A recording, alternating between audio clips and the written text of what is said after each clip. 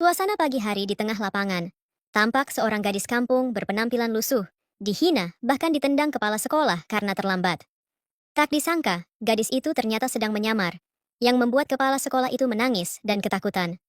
Bagaimana itu bisa terjadi? Begini kisahnya. Pagi itu, matahari baru saja terbit dari balik awan. Embun masih membasahi rumput lapangan SMA Al-Islam. Suasana terasa khidmat.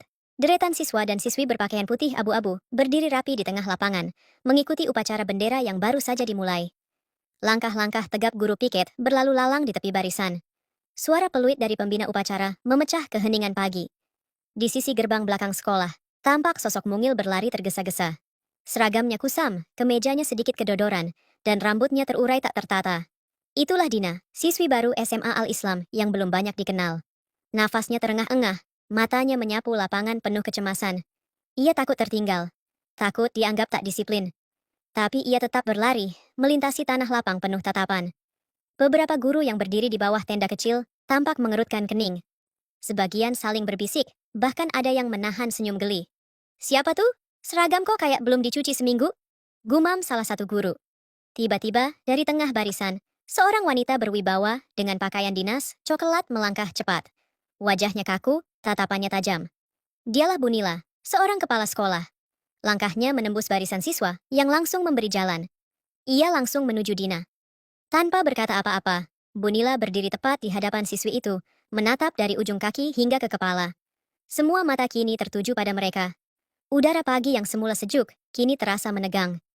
Dina menunduk, sementara Bunila bersiap membuka suara, dan kata-kata yang keluar darinya akan mengubah banyak hal. Di tengah lapangan yang kini hening, suara lantang Bunila memecah suasana. Ini jam berapa kok baru berangkat? Serunya tajam, nadanya tidak sekadar bertanya, tapi menghakimi. Dina, yang masih terengah karena lari, hanya bisa menunduk. Nafasnya tersendat. Ia tak membela diri. Matanya menatap tanah, seolah ingin tenggelam di dalamnya. Bunila melangkah lebih dekat, matanya menelusuri penampilan Dina dari atas ke bawah. Penuh cemooh. Kamu murid baru? Kenapa bajumu lusuh seperti ini? Kamu pikir ini tempat pembuangan sampah? Tak ada empati. Tak ada ruang untuk menjelaskan. Hanya sorot sinis dan nada tinggi yang memaksa semua mata memandang ke arah Dina. Di bawah tenda guru, beberapa orang mulai tersenyum kecut, bahkan tertawa pelan. Bagi mereka, ini hiburan di pagi yang dingin. Salah satu guru berbisik pelan, kalau dari penampilannya, anak ini pasti nggak akan tahan sebulan di sini. Namun, tak satu pun dari mereka tahu. Siswi yang mereka hina, yang kini berdiri sendiri di tengah lapangan, dengan wajah lesu dan seragam lusuh, bukanlah sembarang anak baru. Dia adalah Dina Rahmawati, putri dari Kepala Dinas Pendidikan Kota. Dan dia sedang menjalankan misi rahasia yang akan mengubah arah sejarah sekolah ini. Tapi untuk saat ini, Dina hanya berdiri diam, menahan semuanya, merekam segalanya, dengan kepala tertunduk, dan hati yang teguh. Setelah kata-kata pedas dilontarkan tanpa belas kasihan, Bunila melipat tangannya di dada, berdiri tegak di hadapan Dina. Kamu berdiri di tengah lapangan sampai jam istirahat. Itu hukumanmu karena datang terlambat dan tak sopan berpenampilan kotor, begitu di lingkungan sekolah ini. Ucapnya tajam, lalu berbalik tanpa menunggu jawaban. Dina tetap diam. Ia tahu ini bukan saatnya melawan, tapi hatinya, perlahan, mengunci semua rasa yang tadi bergetar. Upacara pun berakhir. Bunila turun dari podium dengan langkah angkuh, diikuti para guru dan siswa yang kembali ke kelas. Barisan rapi berubah menjadi arus langkah kaki. Hingar-bingar siswa yang mulai kembali ke kelasnya masing-masing untuk memulai pelajaran. Namun, Dina adalah satu-satunya sosok yang masih berdiri tegak di tengah lapangan karena dihukum oleh Bunila. Meskipun hatinya remuk, Dina tetap diam, tegar menghadapi cobaan yang dialaminya. Ia kini menunggu di tengah lapangan sampai jam istirahat tiba. Saat jam istirahat tiba, pintu-pintu kelas terbuka, siswa berhamburan keluar. Ada yang langsung berlari ke kantin, ada juga yang duduk di tangga, tertawa bersama. Tapi beberapa anak justru berjalan mendekat ke arah lapangan. Mata mereka penuh rasa ingin tahu yang kejam. Eh, itu anak baru yang tadi dihukum, bisik salah satunya. Serius masih berdiri? Nggak capek apa? Tawa kecil meletup dari kelompok itu. Beberapa menyoroti-nya dengan kamera ponsel, diam-diam. Lusuh banget sih, udah kayak anak hilang, ucap seorang siswi, setengah tertawa. Dina tetap diam. Ia menatap lurus ke depan. Dalam diamnya, ada letupan kecil yang mulai tumbuh. Bukan amarah, tapi tekad. Tak ada yang tahu. Dari lapangan yang sepi itu, sedang tumbuh satu kebenaran yang tak bisa lagi dibungkam. Langit siang mulai terik. Dina masih berdiri di tengah lapangan. Tubuhnya tegak, tapi peluh mulai membasahi pelipisnya. Di kejauhan, seorang siswa perempuan menghampirinya. Wajahnya ramah, sedikit ragu-ragu. Namanya Anggun, teman sekelas Dina. Dina, Bu Nila nyuruh kamu ke ruang kepala sekolah sekarang. Suara Anggun pelan, seolah takut ikut terseret. Dina hanya mengangguk, lalu melangkah pelan, menyusuri koridor panjang sekolah. Setiap langkah seolah memikul beban, bukan hanya dari tubuhnya, tapi juga dari tatapan dan penilaian orang lain. Sesampainya di depan pintu, bercat coklat tua, bertuliskan, Kepala Sekolah, Dina mengetuk pelan. Masuk! Terdengar suara tegas dari dalam. Dina masuk dan berdiri di hadapan Bu Nila, yang duduk di balik meja besar. Wajahnya tak berubah, dingin dan penuh penilaian. Kenapa kamu terlambat tadi pagi? Tanya Bu Nila, tanpa basa-basi. Dan kenapa? Bajumu itu, lusuh sekali. Apa kamu pikir ini tempat bebas berpakaian sesukamu? Dina menarik napas pelan, mencoba tetap tenang. Maaf Bu, saya telat karena jalanan macet. Dan soal pakaian, ayah saya belum punya uang untuk beli seragam baru. Saya pakai yang lama. Bu Nila menyipitkan mata. Wajahnya semakin mengeras, tak puas dengan jawaban itu. Macet? Pagi-pagi sudah alasan. Tidak masuk akal. Anak-anak lain juga lewat jalan yang sama dan bisa datang tepat waktu. Bajumu lusuh karena kamu malas, bukan karena miskin. Nada suaranya naik, nyaris membentak. Dina tetap menunduk, menahan napas, tapi sorot matanya tetap tenang. Ia tahu siapa dirinya, dan untuk apa semua ini. Bu Nila bangkit dari kursi, menunjuk ke arah pintu. Sudah, pulang saja. Kalau tidak bisa mengikuti aturan sekolah ini, tidak usah datang. Dina diam sejenak, lalu perlahan membalikan badan dan berjalan keluar ruangan. Ia tidak menangis, tapi langkahnya meninggalkan jejak. Karena dalam diam, ia membawa satu hal yang lebih penting dari sekadar seragam. Kebenaran yang sedang menunggu waktu untuk membongkar segalanya. Langkah Dina terdengar pelan saat ia kembali ke kelas. Ruangan sudah sepi. Semua siswa masih sibuk menikmati waktu istirahat. Ia masuk tanpa suara, mengambil tas lusuhnya yang tergeletak di bawah meja. Tangannya sempat berhenti sesaat di atas resleting tas, seolah merenung. Ia menoleh ke arah papan tulis, kursi-kursi kosong, dan cahaya matahari yang masuk dari jendela. Tempat ini seharusnya menjadi ruang untuk belajar dan tumbuh. Tapi ternyata, di balik dinding-dinding sekolah ini, ada kekuasaan yang semena-mena, tanpa empati. Dina melangkah keluar. Udara siang terasa lebih panas dari biasanya. Ia menuruni tangga sekolah dengan kepala sedikit tertunduk, bukan karena malu, tapi karena kecewa. Jadi ini wajah asli Bu Nila, seorang kepala sekolah yang otoriter dan mempermalukan murid di depan umum tanpa rasa bersalah. Batinnya. Langkah kakinya menyusuri trotoar depan sekolah. Di balik semua ini, ia bukan sekadar anak baru. Ia adalah putri dari seorang kepala dinas pendidikan, Pak Adam. Pria yang selalu menanamkan nilai keadilan dan tanggung jawab. Dina mengeluarkan ponselnya, mengetik sebuah pesan singkat. Ayah, aku ingin bicara. Hari ini saya pulang pagi. Ia menatap layar sejenak sebelum menekan tombol kirim. Hari ini bukan hanya hari di mana ia dipermalukan. Ini adalah hari ketika kebenaran mulai bergerak. Dan Dina, dengan pakaian lusuh dan langkah tenangnya, menjadi suara dari banyak siswa yang selama ini bungkam. Langit mulai redup, senja menggantung di balik tirai jendela rumah, sederhana yang teduh. Dina baru saja sampai di rumah. Ia meletakkan tasnya pelan di dekat pintu, lalu menoleh ke ruang tengah yang kosong. Ayah belum pulang, gumamnya lirih. Ia mengeluarkan ponsel dari sakunya, jari-jarinya gemetar saat menekan nama yang sudah sangat dikenalnya. Pak Adam. Ayah, di mana? Ayah masih di kantor, nak. Sebentar lagi pulang. Tunggu sebentar ya. Dina hanya mengangguk pelan, walau tak terlihat, lalu mematikan panggilan. Ia duduk diam di tepi sofa, matanya menerawang, menyimpan letupan emosi yang sejak pagi ditekan dalam diam.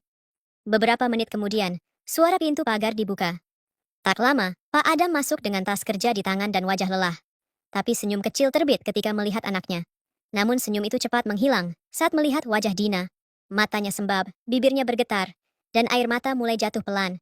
Dina, kenapa? Ceritakan ke ayah. Pak Adam segera duduk di sampingnya, menggenggam tangannya penuh perhatian. Dina menatap ayahnya dengan mata berkaca-kaca, lalu pecah dalam pelukan. Ayah, ternyata semua laporan itu benar. Bu Nila adalah kepala sekolah yang arogan, otoriter. Dia mempermalukan aku di depan siswa, memarahiku tanpa alasan masuk akal. Dia menghukumku berdiri di lapangan sampai jam istirahat. Semua guru menertawaiku. Aku dipermalukan, ayah. Pak Adam terdiam, hatinya mengencang mendengar setiap kata putrinya. Ia memeluk Dina lebih erat. Aku kira, aku siap melihat kenyataan, tapi ternyata Lebih parah dari laporan-laporan yang ayah terima. Lanjut Dina, suaranya serak. Pak Adam menghela napas panjang. Matanya menatap dinding kosong di depannya, lalu menatap kembali anak perempuannya yang kini terisak dalam pelukannya. Ayah janji, besok kita selesaikan ini dengan cara yang benar. Dan kamu nggak sendiri. Di dalam rumah yang tenang itu, sebuah keputusan baru telah lahir. Bukan hanya sebagai seorang ayah, tapi sebagai kepala dinas yang kini tahu, kebenaran tak bisa lagi dibiarkan diam. Malam itu, setelah air mata reda dan pelukan menguatkan, Pak Adam dan Dina menyusun rencana. Bukan balas dendam, tapi pengungkapan. Bukti harus nyata. Kesombongan harus disaksikan.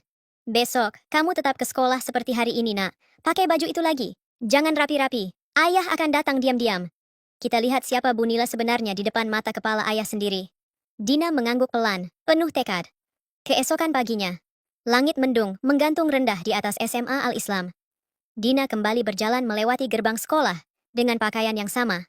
Kemeja kusam, rok lama, rambut tergerai seadanya. Tatapan siswa kembali mengarah padanya. Beberapa bisik-bisik mulai terdengar.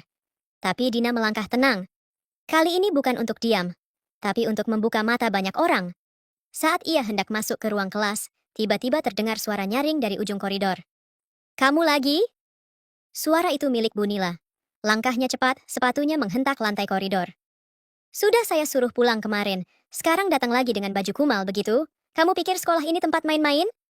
Murid-murid yang lewat berhenti, sebagian menonton dari ambang pintu. Dina berdiri di depan kelas, menerima omelan itu tanpa satu kata pun. Lalu tiba-tiba, suara langkah berat terdengar dari belakang. Bunila yang sedang sibuk memaki, mendadak terdiam saat melihat sosok pria berseragam dinas yang berdiri di ujung lorong. Dia adalah Pak Adam, seorang kepala dinas baru yang berwibawa dan terkenal adil. Tatapannya tajam, wajahnya tegas, dingin, dan kecewa. Semua guru dan siswa yang melihat langsung membisu. Cukup, Bunila. Suara Pak Adam dalam tapi penuh tekanan. Bunila terkejut. Wajahnya pucat, bibirnya gemetar. Koridor yang tadi riuh kini sunyi. Para guru dan siswa hanya bisa saling berpandangan, tak percaya dengan apa yang baru saja terjadi. Dengan suara tegas namun tenang, Pak Adam berkata, Bunila, ikut saya ke ruang kepala sekolah. Sekarang. Tanpa sempat membantah, Bunila hanya mengangguk lemas. Wajahnya pucat, langkahnya lunglai.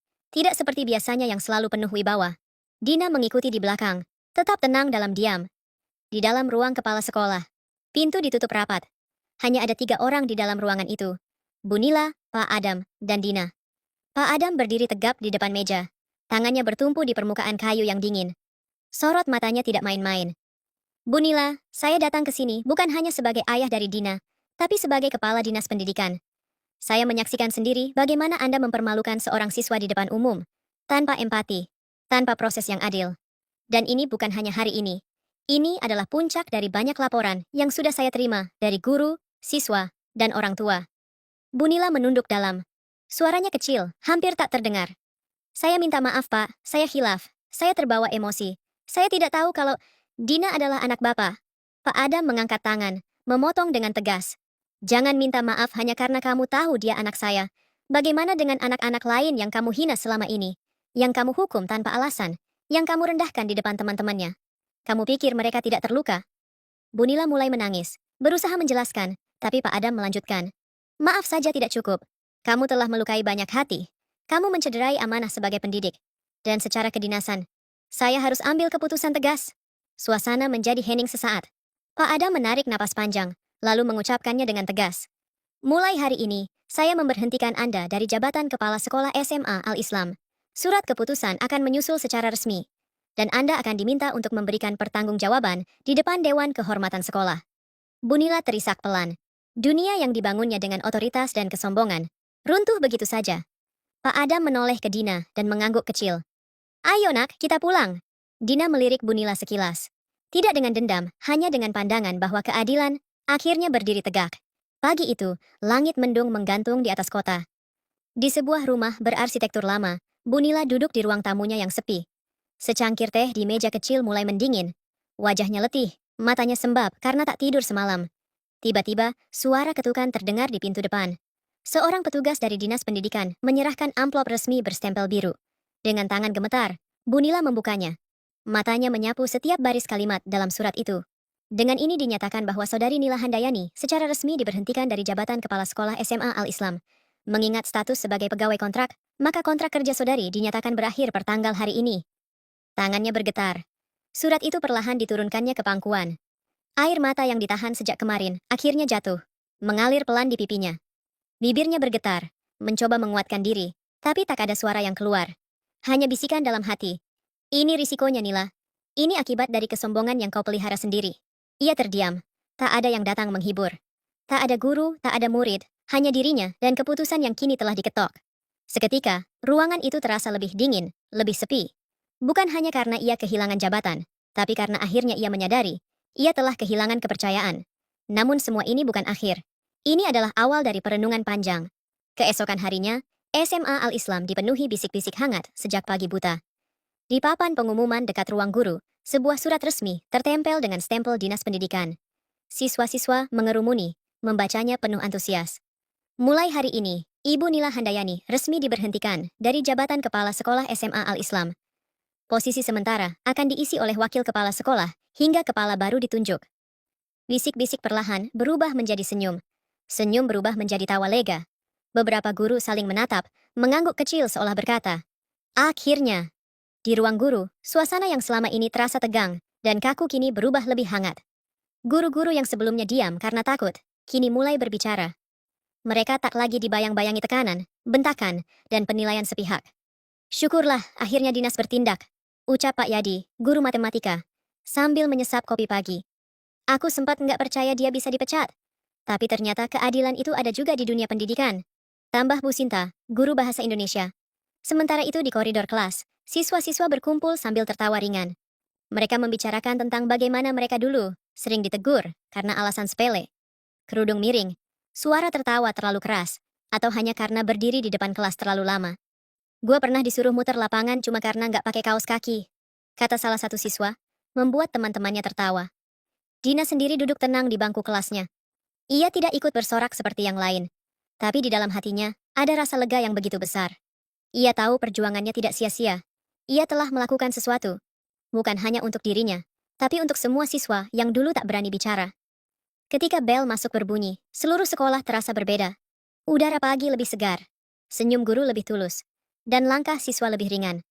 Sekolah yang dulu seperti penjara, kini mulai terasa seperti rumah tempat tumbuhnya harapan.